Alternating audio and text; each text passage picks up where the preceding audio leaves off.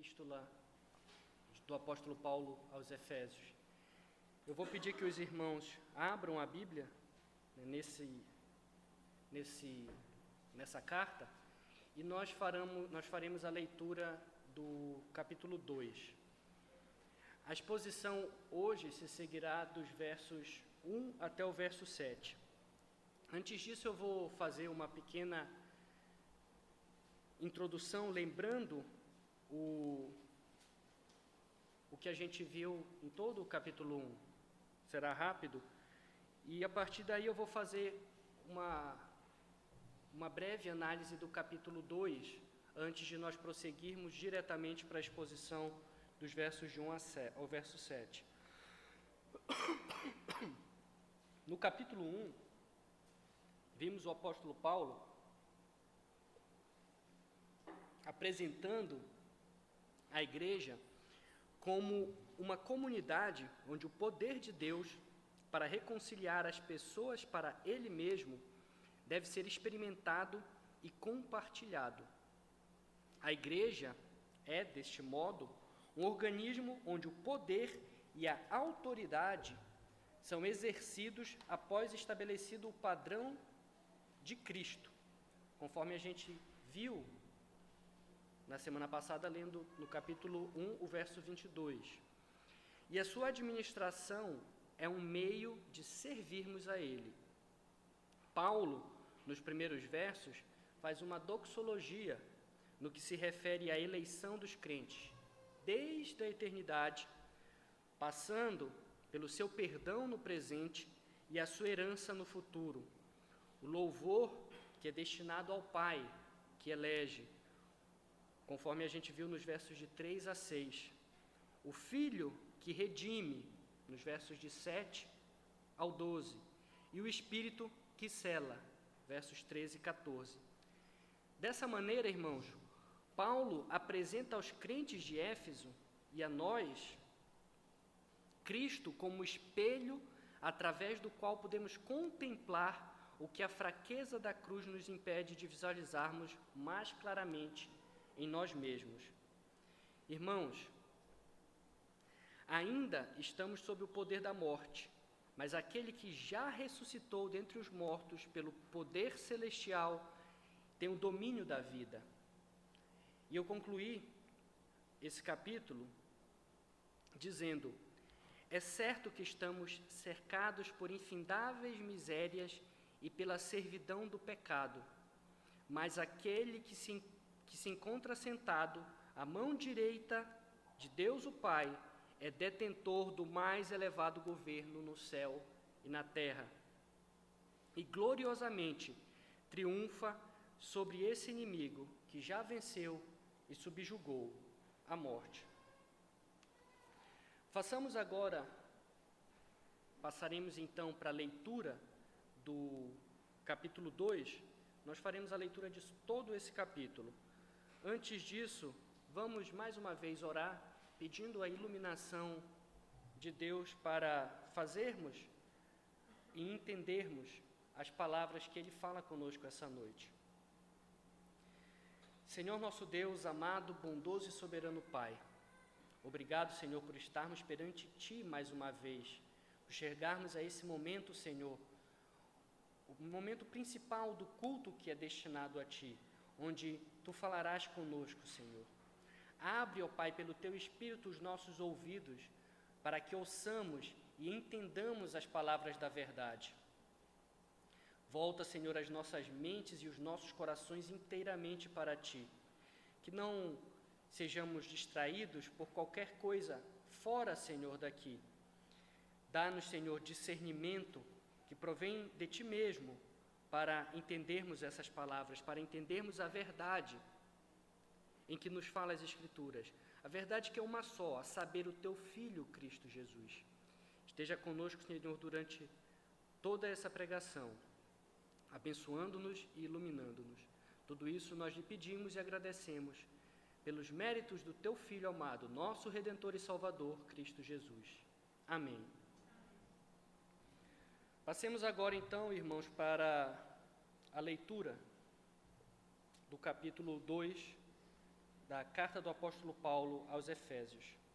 E a palavra do Senhor diz assim: Ele vos deu vida, estando vós mortos nos vossos delitos e pecados, no quais andastes outrora, segundo o curso deste mundo, segundo o príncipe da potestade do ar, do espírito que agora atua nos filhos da desobediência, entre os quais também todos nós andamos outrora, segundo as inclinações da nossa carne, e fazendo a vontade da carne e dos pensamentos. E éramos, por natureza, filhos da ira, como também os demais. Mas Deus, sendo rico em misericórdia, por causa do grande amor com que nos amou, e estando nós mortos em nossos delitos, nos deu vida juntamente com Cristo. Pela graça sois salvos. E juntamente com Ele nos ressuscitou e nos fez assentar nos lugares celestiais, em Cristo Jesus, para mostrar nos séculos vindouros a suprema riqueza da sua graça, em bondade para conosco, em Cristo Jesus. Porque pela graça sois salvos, mediante a fé. E isso não vem de vós, é dom de Deus, não por obras, para que ninguém se glorie. Pois somos feitura dele, criados em Cristo Jesus para boas obras, as quais Deus de antemão preparou para que andássemos nelas. Portanto, lembrai-vos de que outrora vós, gentios na carne, chamados incircuncisão, por aqueles que se intitulam circuncisos na carne, por mãos humanas, naquele tempo estáveis sem Cristo, separados da comunidade de Israel e estranhos às alianças da promessa, não tendo esperança e sem Deus no mundo. Mas agora, em Cristo Jesus, vós, que antes estáveis longe, fostes aproximados pelo sangue de Cristo, porque Ele é a nossa paz, o qual de ambos fez um, e tendo derribado a parede da separação que estava no meio, a inimizade, aboliu na sua carne a lei dos mandamentos na forma de ordenanças, para que dos dois criasse em si mesmo um novo homem, fazendo a paz, e reconciliasse ambos em um só corpo com Deus, por intermédio da cruz, destruindo por ela a inimizade. E vindo, evangelizou paz a vós outros que estáveis longe, e paz também aos que estavam perto, porque por ele ambos temos acesso ao Pai, e em um Espírito. Assim, já não sois estrangeiros e peregrinos, mas co-cidadãos dos santos, e sois da família de Deus, edificados sobre o fundamento dos apóstolos e profetas, sendo Ele mesmo, Cristo Jesus, a pedra angular, no qual todo o edifício, bem ajustado, cresce para santuário dedicado ao Senhor, no qual também vós, juntamente, estáis sendo edificados para a habitação de Deus no Espírito. Amém. Irmãos, se eu fosse dar um título para a pregação dessa noite, o título seria Da Morte para a Vida, ou Do Inferno para o Céu. Podemos aqui, no capítulo 2, onde a salvação pela graça e não pelas obras é claramente exposta, podemos ver as doutrinas da graça, os históricos pontos da essência do calvinismo, um dos pilares das igrejas reformadas, que abordam 5 pontos: a depravação total, a eleição incondicional, a expiação limitada, a graça eficaz e a perseverança dos santos, claramente expostas nesse capítulo a nós. Eu vou pedir aos irmãos que voltem ao início do capítulo 2 e a gente vai ver rapidamente cada um desses pontos. A depravação total, nos versos de 1 a 3. Eu farei a leitura os irmãos me acompanhem. Ele vos deu vida, estando vós mortos nos vossos delitos e pecados, nos quais andastes outrora segundo o curso deste mundo, segundo o príncipe da potestade do ar, do espírito que agora atua nos filhos da desobediência, entre os quais também todos nós andamos outrora, segundo as inclinações da nossa carne, fazendo a vontade da carne e dos pensamentos, e éramos, por natureza, filhos da ira, como também os demais. Estamos todos nós, irmãos, mortos em nossos delitos e pecados. Desde Adão, toda a raça humana, toda a sua posteridade padece em total depravação e pecaminosidade. Até que veio Cristo, né, e nos lavou e nos purificou com o seu sangue. E aí a gente vai para a eleição incondicional. E vamos seguir a leitura dos versos 4 ao 6 e o verso 9. E está assim: mas Deus, sendo rico em misericórdia, por causa do grande amor com que nos amou, estando nós mortos em nossos delitos, nos deu vida juntamente com Cristo. Pela graça sois salvos. E juntamente com Ele nos ressuscitou e nos fez assentar nos lugares celestiais em Cristo Jesus. E o verso 9, não de obras, para que ninguém se glorie. Nada nos foi cobrado, nada que nós possamos fazer ou nada que tivéssemos feito participa dessa eleição. Condição nenhuma foi posta sobre nós. A eleição nos foi dada pelos méritos de Cristo e alcançada somente por Ele, aplicada a nós pelo Espírito de Deus, o Espírito de Cristo, não por nada que nós pudéssemos fazer ou que tenhamos feito. E essa expiação, essa purificação, essa remissão de pecados, ela é limitada a todos aquele a quem Cristo escolheu. E aí eu vou ler o verso 10. Pois somos feitura dele, criados em Cristo Jesus para boas obras, as quais Deus de antemão preparou para que andássemos nela. Nós, os que de antemão Ele preparou. E eu não combinei nada com o Mário Sérgio, aqueles que vieram pela manhã, viram a exposição da primeira carta de João, o capítulo 2, dos versos de 1 ao 7. Nem sabia que o Mário Sérgio estava falando em João, porque domingo passado pela manhã eu estava me sentindo um pouco mal, passei a noite bastante ruim, e como iria pregar à noite, preferi descansar pela manhã. E vocês vão lembrar, ou melhor, abram as Bíblias para vocês lembrarem, na primeira carta de João, o capítulo 2,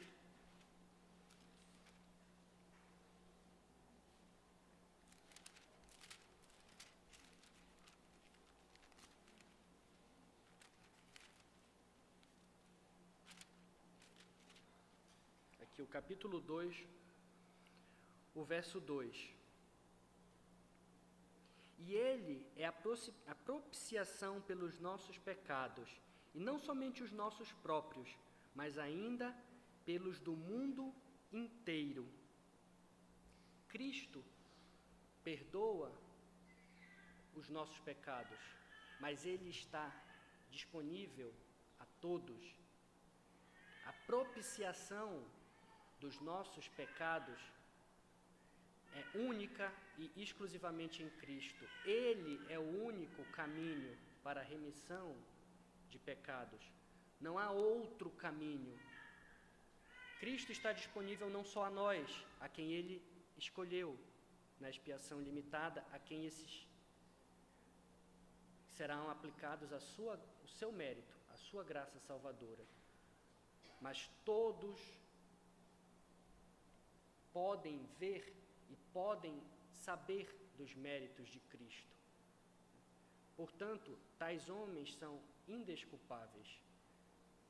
Não existe nenhuma remissão, nenhum perdão fora de Cristo. Ele é o único caminho. Ele é o caminho, a verdade e a vida. Mas só será implantado aqueles a quem ele antes predestinou. Todos podem ver, todos podem saber, todos podem ouvir, porque ele é o único, ele é o verdadeiro Deus, é ele a propiciação dos nossos pecados. Mas somente aqueles a quem o Espírito agir e a vocação eficaz o chamar, somente esses se voltarão para Cristo, e somente nesses será implantado a graça salvadora. E aí a gente vai para o quarto ponto, a graça eficaz. E os versos, voltando para a carta aos Efésios, os versos 6 e o verso 8. O verso 6 ao 8, me perdoem. O verso 6 ao 8.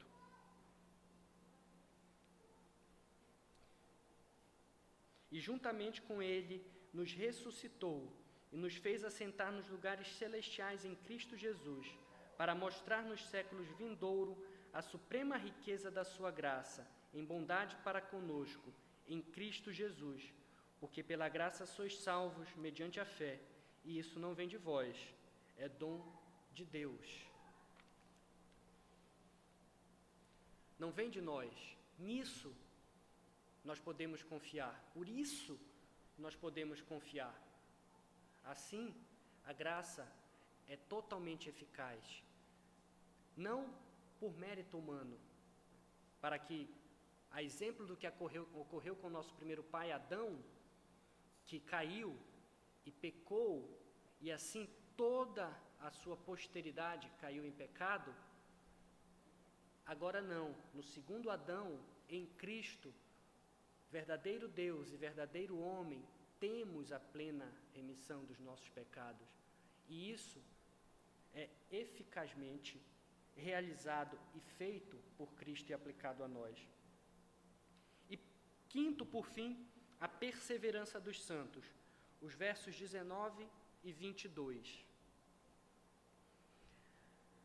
Assim, já não sois estrangeiros e peregrinos, mas concidadãos dos santos, e sois da família de Deus, edificados sobre o fundamento dos apóstolos e profetas, sendo ele mesmo, Cristo Jesus, a pedra angular, no qual todo edifício, bem ajustado, cresce para o santuário dedicado ao Senhor, no qual também vós, juntamente, estáis sendo edificados para a habitação de Deus no Espírito. Esse processo de santificação se iniciou em nós com a justificação pelos méritos de Cristo. E agora, com a atuação do Espírito, gradativamente, habitando em nós, edifica o santuário da habitação de Cristo, que será completado até a nossa morte e a segunda vinda de Cristo. Amados, permitam-me fazer aqui mais uma exemplificação, apenas como ilustração, usando a nossa confissão, a Confissão de Fé de Westminster, que no capítulo 11, que trata da justificação, o parágrafo 1, os irmãos que estiverem com a Bíblia de Genebra e quiserem abrir, o capítulo que fala da justificação é o capítulo 11, e eu vou ler apenas o parágrafo 1. Os que Deus chama eficazmente, também livremente justifica. Essa justificação não consiste em Deus infundir neles a justiça, mas em perdoar os seus pecados e em considerar e aceitar as suas pessoas como justas. Deus não os justifica em razão de qualquer coisa neles operada ou por eles feita, mas somente em consideração da obra de Cristo, não lhes imputando como justiça a própria fé, o ato de crer, ou qualquer outro ato de obediência evangélica, mas imputando-lhes a obediência e a satisfação de Cristo, quando eles os recebem e se firmam nele pela fé, que não tem de si mesmo, mas que é dom de Deus. Para embasar e para consolidar isso aqui, eu vou pedir aos irmãos que abram em mais 2 textos, visto que a confissão ela não tem autoridade em si mesma. A confissão ela apenas atesta uma autoridade que está nas Escrituras. Então, para consolidar isso, eu vou pedir que os irmãos abram primeiro em Tito 3,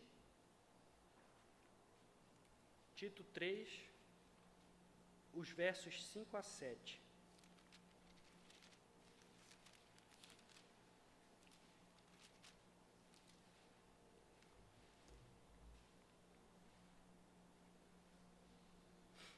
Tito 3, do verso 5 ao verso 7. Não por obras de justiça praticadas por nós, mas segundo a sua misericórdia, ele nos salvou mediante o lavar regenerador e renovador do Espírito Santo, que ele derramou sobre nós ricamente, por meio de Jesus Cristo, nosso Salvador, a fim de que, justificados por graça, nos tornemos seus herdeiros, segundo a esperança da vida eterna.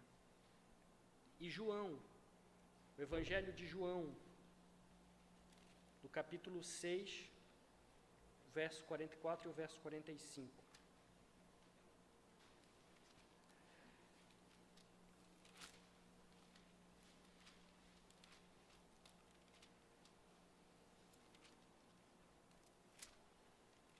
João 6,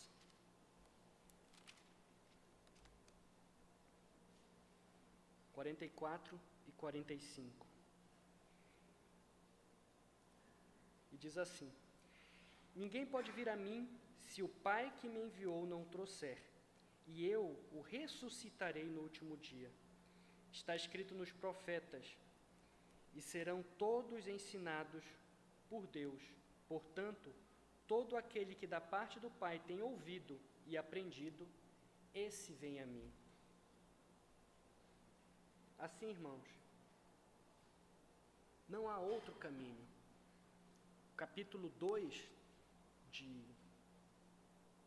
Paulo aos Efésios trata abundantemente desse assunto. Hoje, entretanto, nós vamos nos deter na análise dos versos do 1 ao verso 7. O verso 1 diz o seguinte: ele nos deu vida, estando vós mortos nos vossos delitos e pecados. Temos aqui uma exposição e esclarecimento com o intento de aplicar com maior eficácia aos Efésios a declaração geral da graça. Para isso, o apóstolo lhes recorda de sua condição anterior, antes de serem alcançados pelo Espírito e voltando-se para Cristo. Eu quero usar aqui de um artifício, eu vou separar a análise desses versos de 1 a 7 em 2 partes. A primeira parte eu farei a análise dos versos de 1 ao 3. E na segunda parte eu farei a análise dos versos de 4 a 7. Mas a gente vai ler cada um deles. E eu quero dividir nessas 2 partes por conta disso. Na primeira parte, em que a gente acabou de ler, ele divide esse capítulo 1 como se tivesse, esse verso 1, como se ele estivesse falando, o apóstolo estivesse falando para a gente: vós, outrora, estivestes perdidos, agora, entretanto, Deus, mediante sua graça, vos resgatou da condenação. temos aqui, irmão, que nos reportar as ambas as partes.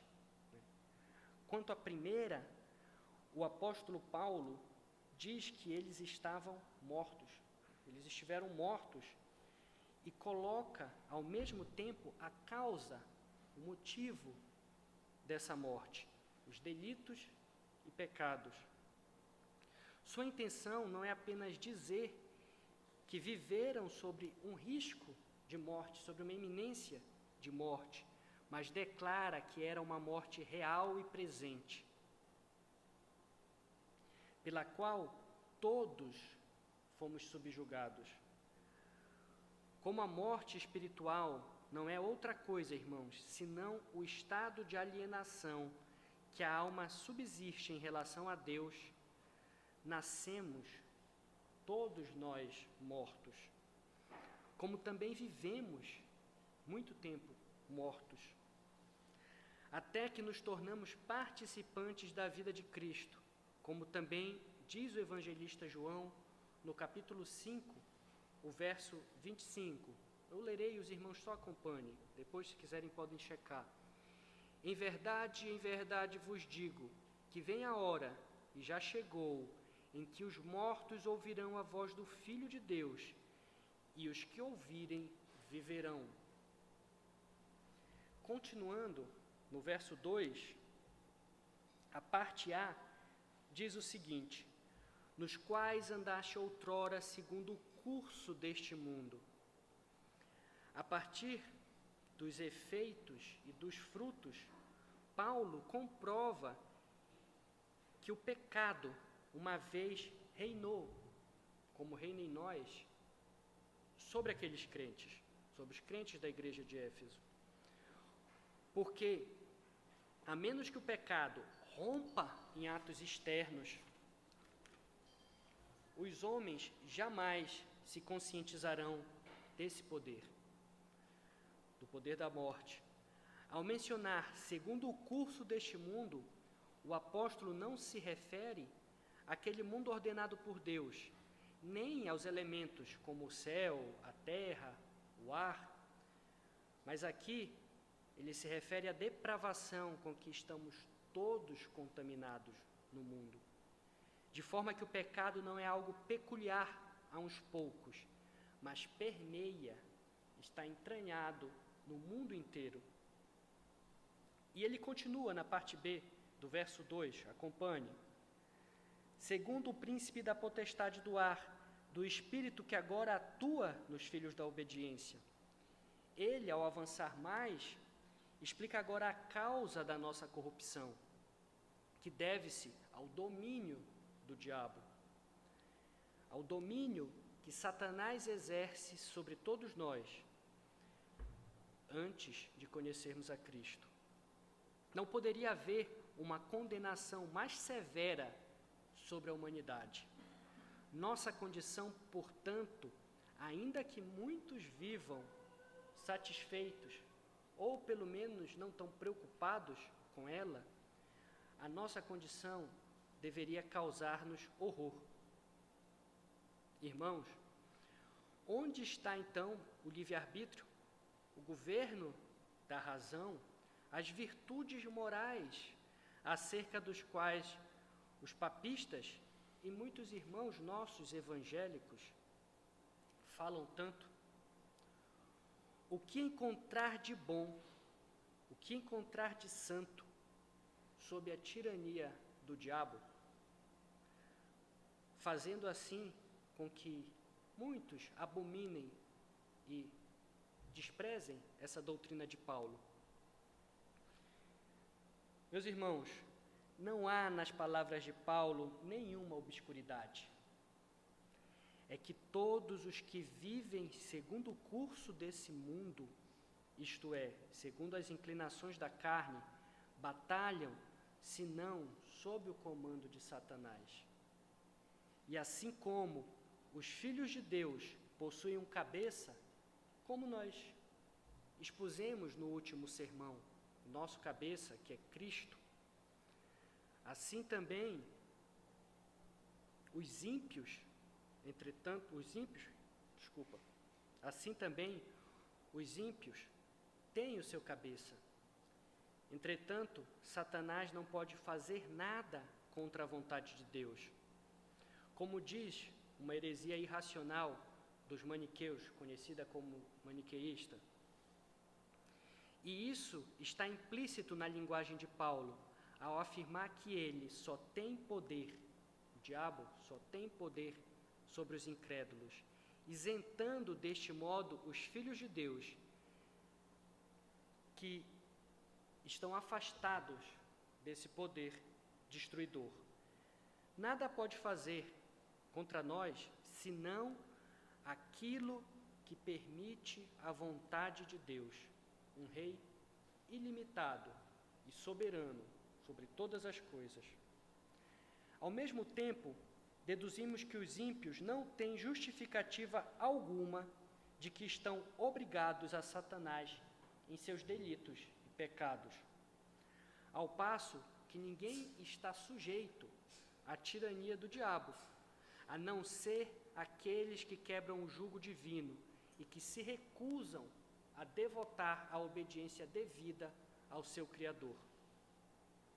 Então, que se considerem responsáveis por preferir um senhorio tão cruel. Passando para o verso 3, o apóstolo diz o seguinte: entre os quais também todos nós andamos outrora, segundo as inclinações da nossa carne, fazendo a vontade da carne.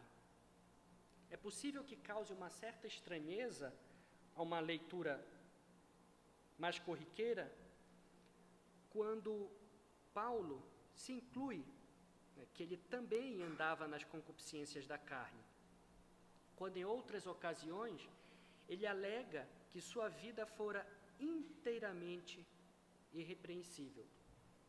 Aí vou pedir aos irmãos que abram, essa aqui eu vou querer que os irmãos acompanhem a leitura. Primeiro Filipenses 3, o verso 6.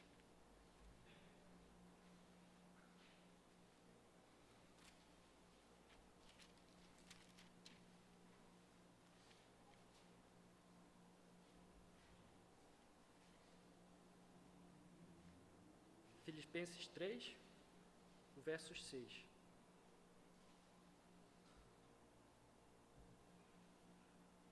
O apóstolo Paulo diz assim, na palavra de Deus: quanto ao zelo perseguidor da igreja, quanto à justiça que há na lei, irrepreensível.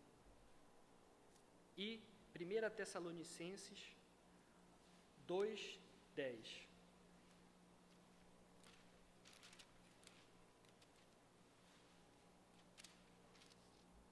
1 Tessalonicenses, capítulo 2, o verso 10. 2 livros para frente.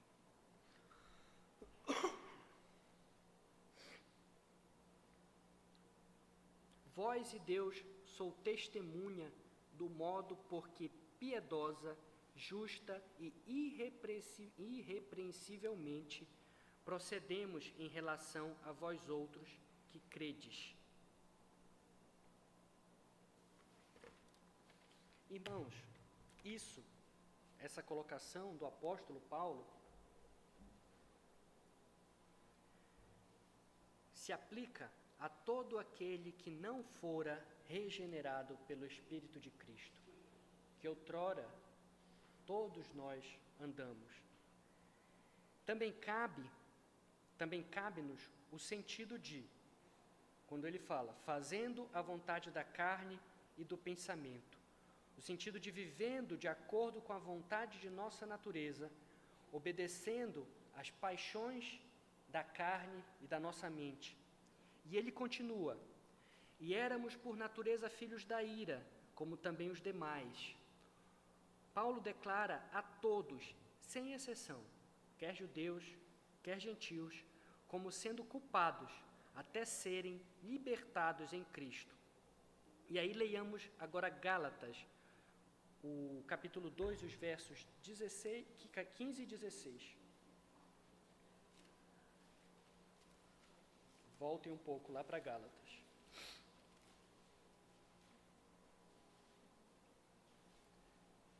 Gálatas 2, 15 e 16.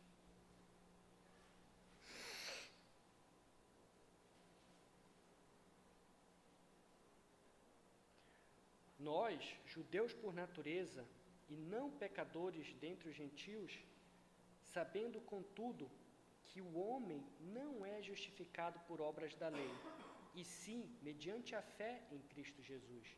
Também temos crido em Cristo Jesus, para que fôssemos justificados pela fé em Cristo, e não por obras da lei, pois por obras da lei ninguém será justificado. De modo que fora de Cristo não há justiça alguma. Fora de Cristo, irmãos, não há quem seja justificado, nem salvação e nem mérito. A expressão filhos da ira significa os que estão condenados na presença de Deus. Eu gostaria aqui de fazer uma rápida aplicação dessa primeira parte. Somos todos inerentemente passíveis à condenação. Todos. O pecado habita em nós originalmente, visto que Deus não condena o inocente. Nascemos com o pecado, a semelhança da serpente que produz o veneno desde o ventre. Mas é contra o pecado que a ira de Deus se dirige, e não contra pessoas inocentes. Bem como a depravação que nos é congênita, herdado de nossos pais, que é pecado diante de Deus. A condenação, entretanto, não procede de Deus, e sim da natureza depravada a que caímos. Voltemos para o texto agora e vamos para a análise do verso 4. E diz assim: mas Deus, sendo rico em misericórdia, por causa do grande amor com que nos amou, mas Deus, sendo rico em misericórdia, por causa do grande amor com que nos amou. Estamos agora, irmãos, diante da segunda parte, que eu falei para vocês que dividiria. E analisando essa segunda parte do texto, aqui deduzimos o que o apóstolo quis dizer anteriormente com o termo morte, na primeira parte. Pois aquela morte, lá do verso 1, e agora a ressurreição, são diametralmente opostas entre si. Tornamo-nos participantes da vida no Filho de Deus, que constitui um privilégio inestimável. Sendo assim, como se segue no verso 5, o verso 5 diz o seguinte: estando nós mortos em nossos delitos, nos deu vida juntamente com Cristo. Pela graça sois salvos. Deus, que é rico em misericórdia, nos vivifica juntamente com Cristo. Assim, louvando a misericórdia divina compreendida com suas riquezas derramadas de maneira singular e abundante, conforme também podemos perceber em 1 João, no capítulo 4, os versos 19 e 10. Eu vou ler, os irmãos ouçam. Nisso consiste o amor, não em que nós tenhamos amado a Deus, mas em que Ele nos amou e enviou o Seu Filho como propiciação pelos nossos pecados. E 19, e nós amamos porque Ele nos amou primeiro. Voltando para o verso 4, se as palavras pela graça sois salvos foram inseridas aqui por outra pessoa, e aqui permitam-me fazer uma observação, vocês já devem ter percebido que em alguns trechos da Bíblia você encontra algumas frases que estão entre parênteses ou que estão entre colchetes. Essas frases, nas diversas traduções originais que foram encontradas, elas divergiam de uma para outra, ou às vezes apareciam ou às vezes não apareciam, ou estavam de outra forma. E na dúvida, colocava-se a palavra entre parênteses ou entre colchetes. Aqui ela é separada por um hífen, mas algumas traduções ela aparece entre parênteses, porque não tem para demonstrar que não se tem essa certeza se realmente no texto original continha ou se foi nas diversas traduções aparecendo, pelos copistas aparecendo.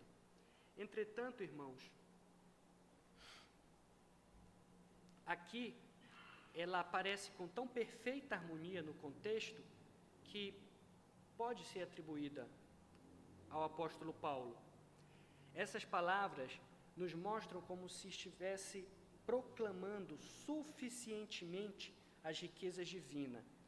Da mesma forma como tudo que se acha conectado com a nossa salvação deve ser atribuída unicamente a Deus como seu autor.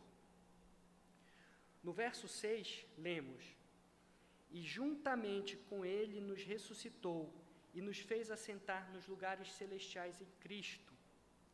Ele proclama que tais bênçãos foram conferidas para que pudéssemos declarar a mudança em nossa condição, ao sermos conduzidos de Adão para Cristo. É como se dissesse que fomos transferidos do mais profundo inferno para os céus. Portanto, acrescenta em Cristo, uma vez que isso não se vê ainda nos membros, ainda não pode se perceber em nós, membros, mas já o vemos no nosso cabeça, que é Cristo. Todavia, em virtude da união secreta, a união que existe do crente com Cristo, a íntima relação, tal fato pertence verdadeiramente a nós, membros. Algumas traduções trazem através de Cristo. Mas em face às razões já mencionadas aqui, em Cristo, na minha opinião, como está na nossa tradução, se harmoniza muito mais com o contexto aqui relatado, aqui presente. Por fim, irmãos, no verso 7, temos: para mostrar nos séculos vindouros a suprema riqueza da sua graça, em bondade para conosco, em Cristo Jesus. Paulo reitera aqui a causa final e verdadeira, a glória de Deus, para que os efésios se assegurassem plenamente de sua salvação, sabendo que a causa era a mais justa, como eu disse anteriormente, não confiando em homens, para não suceder o que sucedeu com Adão, mas em Cristo. E agora demonstra ou confirma que o amor de Deus nos revela em Cristo, que o amor de Deus nos revela em Cristo emana da misericórdia de Deus. Portanto, ele não apenas assevera que o amor divino é gracioso, como também que Deus exibiu nele as riquezas da sua graça, não de maneira ordinária, mas de modo extraordinário. E aqui, para finalizar, eu gostaria de fazer mais duas aplicações. Primeiro, irmãos, não foi a troco de nada que o próprio Senhor nos excluiu completamente da vida enquanto permanecemos em Adão. Para ser a regeneração, a nova vida da alma. E por meio dela, por meio dela, que ressuscitados estamos dos mortos. Bem como nenhuma graça, nenhum amor devemos esperar se não for da parte de Cristo, o nosso reconciliador com o Pai, único e verdadeiro reconciliador.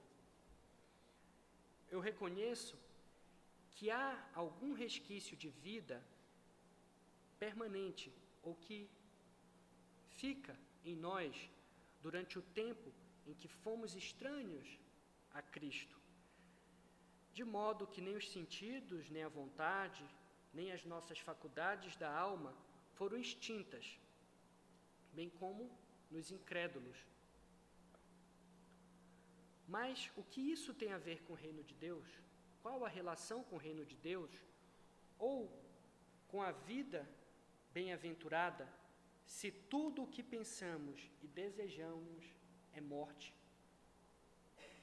Tenhamos, pois, em mente esse pensamento, que a união de nossa alma com Deus é genuína e única vida, que fora de Cristo estamos completamente mortos, porquanto o pecado, a causa da morte, reina em nós. Segundo, devemos lembrar da misericórdia divina, a qual aprouve nos admitir no número do seu povo, devendo ser mantido em eterna lembrança, guardada em nossos corações.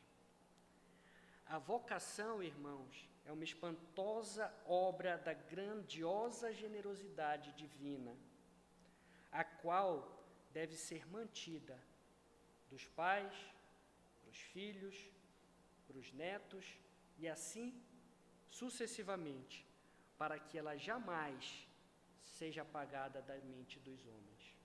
Amém. Eu vou orar encerrando, e após os irmãos coloquem-se de pé para a gente cantar o hino Doxologia. Vamos orar. Senhor Deus, amado e bondoso Pai, obrigado, Senhor, porque a Tua palavra foi exposta a nós. Obrigado, Senhor, porque Tu falaste conosco. Obrigado por ter guardado as nossas mentes e o nosso coração, Senhor, para ouvir a Tua palavra. Esteja conosco, Senhor, ainda durante esse restante de noite, para que ainda nos alegremos nesse dia que é o Teu dia, e nos preparemos assim, Senhor, para mais 6 longos dias, que nos separam, Senhor, do tão esperado dia do Senhor. Guarda o nosso coração, Senhor, para não pecarmos e não nos afastarmos de Ti durante esses dias.